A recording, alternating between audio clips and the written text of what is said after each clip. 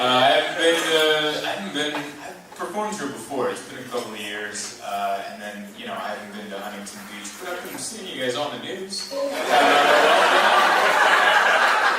done staying relevant. That's good. Other cities just kind of hit, and this is our time to shine. Oh, yeah! There's 3 places I saw on the news during the pandemic: Huntington Beach, Florida, and Texas. 3 of you guys were like, we're going to tell you we're doing it. Alright? I guess I should have known, but I guess I didn't, I always thought that about Huntington Beach, but I didn't know it. Then I saw it, I'm like, I guess, yeah. Well, that makes sense. I got the vaccine, I got the Moderna thing, which I didn't know was such a weird thing to say out loud. That's like a divisive thing to say, I got vaccine. Someone goes, oh, what? Like, I had a friend of mine get mad at me, a childhood friend. He's like, why'd you get that vaccine? And I'm like, because I don't know anything. I don't know anything. I never went to college. I didn't like it. Like, science class? I was into it until they put math in it. Alright? Like, I liked science in middle school. We dissected a frog. We learned about something. And then in high school, I'm like, I still like science. And they're like, hey, you know how you can't do algebra? Well, we brought it into this class. It's called chemistry, and this is where you quit. And that's where I quit. That's where I quit science. Right there, sophomore year. And so I never went to college. I had a 2.75 GPA from high school, which isn't stupid. It's also not smart. Just an average guy. Just average, Don't ask me to do the tip. Just the average whatever. And there was a virus, and these nerds came on my TV looking all nerdy. And they're like, hey, you should go get the vaccine. Because we went to college longer than you went to regular school. And I'm like, okay, I'll listen to you. I don't know, in a lab coat, what do I know? So I went and got the vaccine. And apparently, I think it's still 70-30, like 70% of the country has it, 30% didn't. And my friend's part of the 30. And I'm like, well, I did it because I listened to Nerds. Didn't you hear the Nerds? And he's like, yeah, I heard the Nerds, but I also listened to a jiu-jitsu podcast. And they recommended that we reconsider. And I was like, all right. And by the way, I'm not knocking you. I don't care. I don't care if you got the vaccine or didn't. I just went with the Nerds on this one. That's all. If I want to learn how to get abs when I'm 60, I'll watch the jiu-jitsu one. I'll be like, just kettlebells? What are we going to do? Just this?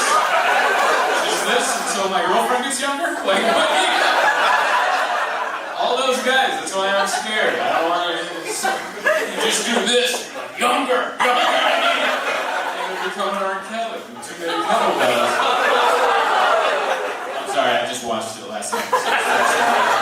I waited 2 years to watch the R. Kelly one, and I was like, oh. Yeah, we're not listening to Ignition anymore. Yeah, and I mean it. I'm not one of those people. If you don't want to get the vaccine, I don't care. Do it. Don't do it. Leave me alone. I drove by, we had a protest in San Diego of like people going, I don't want the vaccine. They're big signs and they're yelling it, and I drove by and I got to look at them, and I'm like, you know what? I don't want them to have the vaccine. I got a good look at all of them. They all look like somebody that would keep my flight from taking off. They open their nose, and I'm like, I'm good with you, gotta have it. I'm on your side, to be quite honest. I'm vaccinated, but I'm on your team.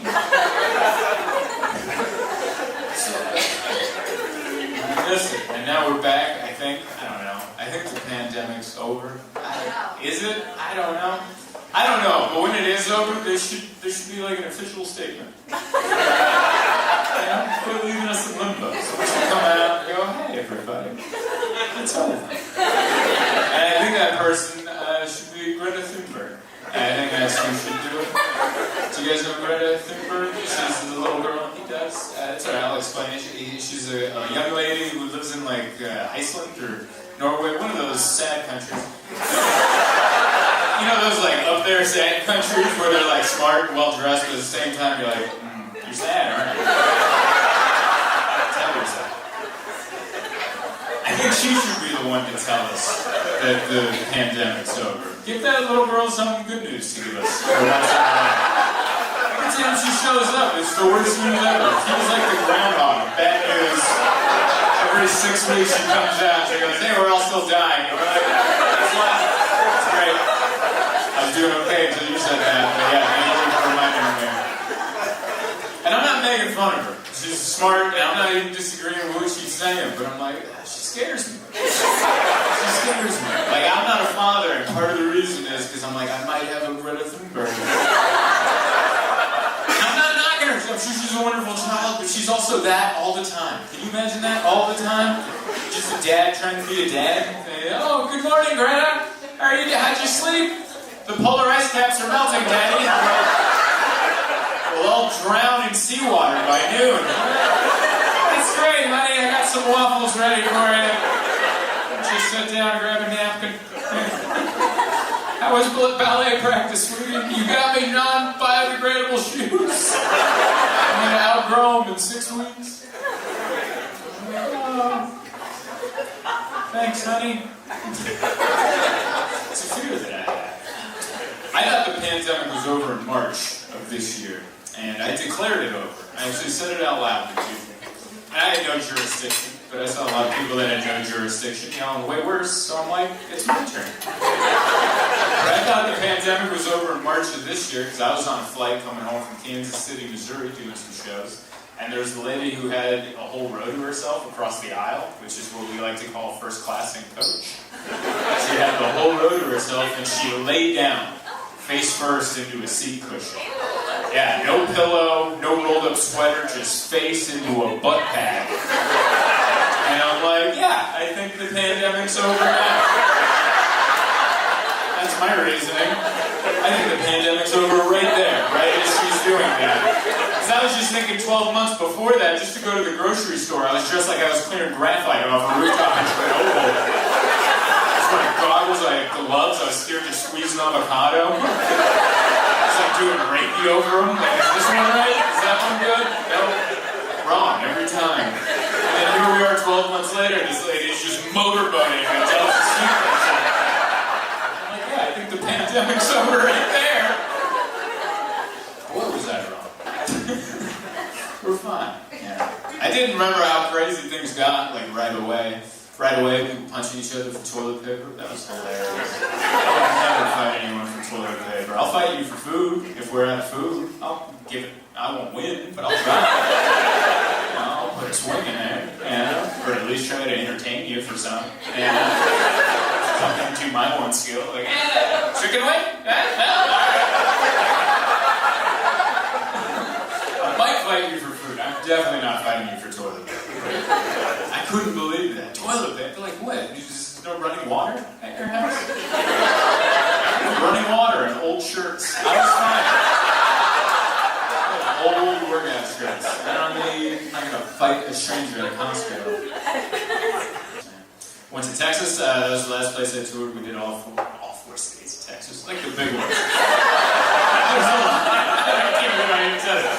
We did San Antonio, Houston, Dallas, and Austin. Those are like the big ones. And I know there's more, but we did those, and it was fun. I like Texas. Right before we went there, they changed all the laws. They're like, abortion, 6 weeks, gun, everybody. And that's what we went into, which was interesting. One of the rules they took away, they said no more, you don't have to have a permit anymore to have an open carry gun. Which, my first question was, who was checking for paperwork? Who is that person that would see a guy in public with a gun and go, excuse me, sir? Do you have the proper documentation? I would never do that. If I was somewhere and someone had a gun, I'd be like, obviously I'm in the wrong place. My GPS got me askew. But I had a bunch of friends in Texas, and they were pumped on the new law, and they posted a little picture with their gun next to their head.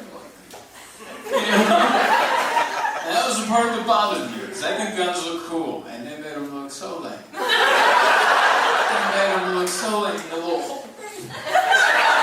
It's a shirt. tucked in. Just look like an old man that clips his cell phone on his pants. Who are you gonna call? What are you doing?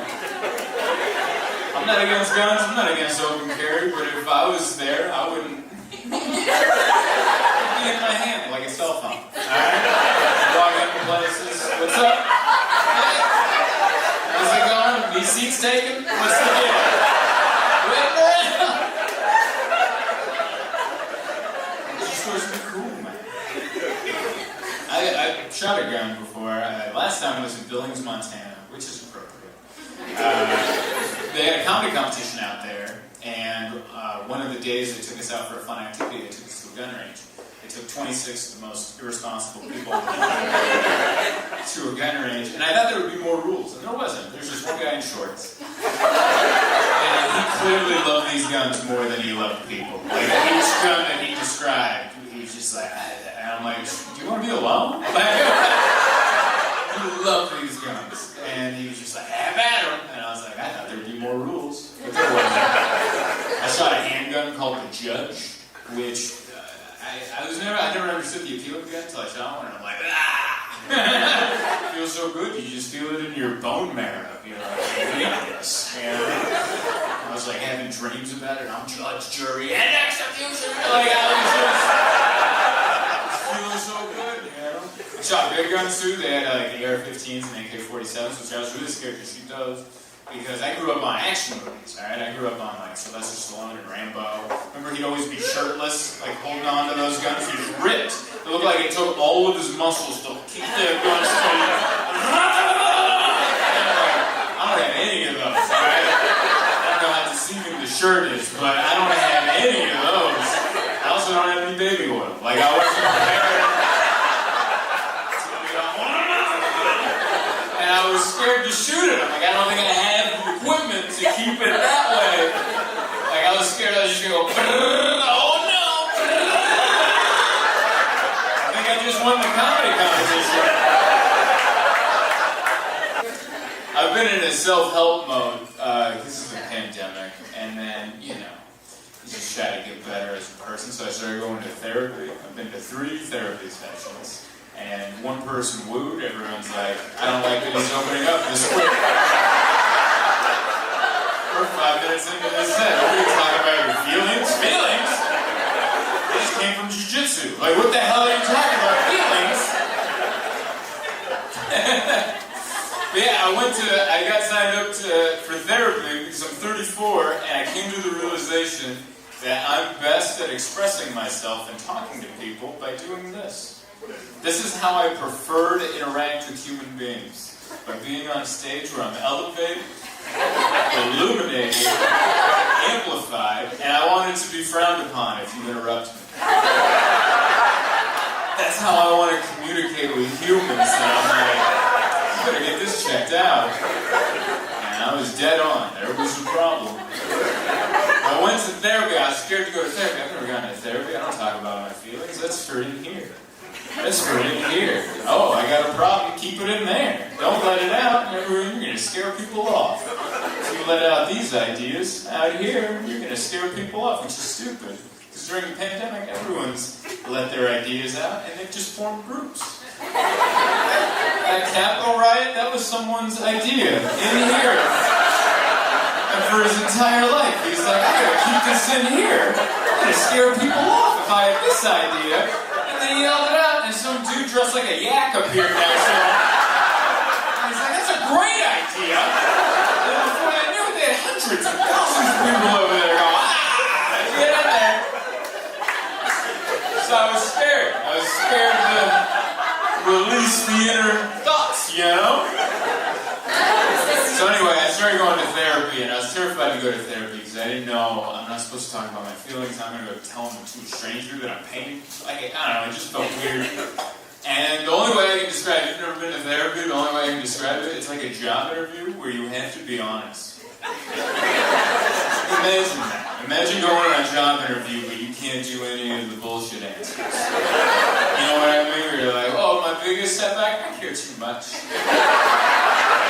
Sometimes I care too much, you know? Can't do any of that. Imagine that, going to a job interview and just be like, yeah, I'm just doing this till something better comes along. Anything. Yeah, I'll be late 15 minutes every day.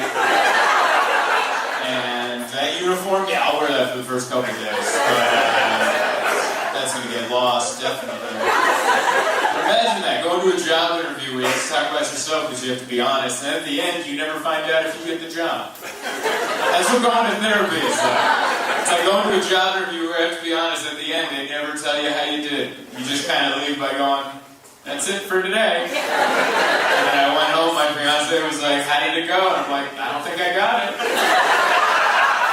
I don't think I got that job at all. And for some reason, I got a callback interview next week at the same time. We're going to figure out if I get it on